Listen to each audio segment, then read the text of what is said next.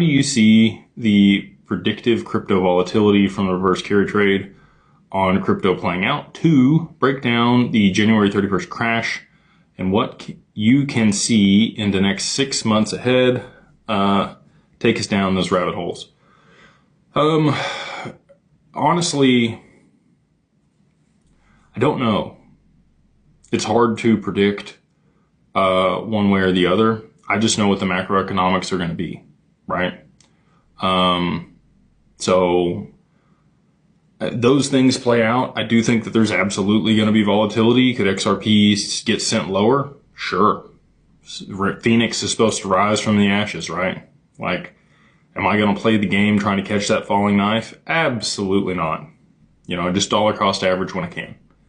The last couple of days have been some really good days to dollar cost average down if you bought over the last year. So again, can't give you financial advice, can't tell you to buy.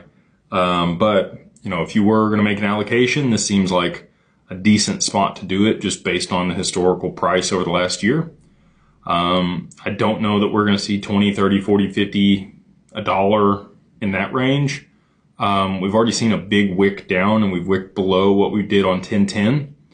So I think the bottom may be in for XRP. The chart that I like to watch, I look old. Thank you, Sherry. 34. Appreciate the confidence. The chart that I like to look at is Bitcoin versus XRP.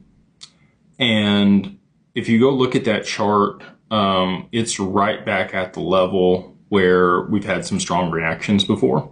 And the big candle on the 1010 did wick all the way back down and clear, clear any stuff to the upside that it missed out on. Again, not a TA guy, not a chart person, but I do think there's some legitimacy to all that. I think Blockchain Backer does a really good job. Shout out to him. He's called this play for play.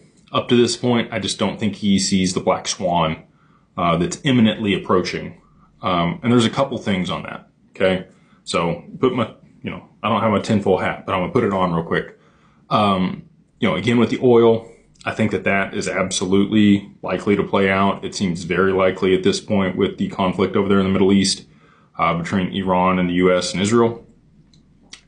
The other thing that's the wild card, and I mentioned this, I guess it was 2 days ago.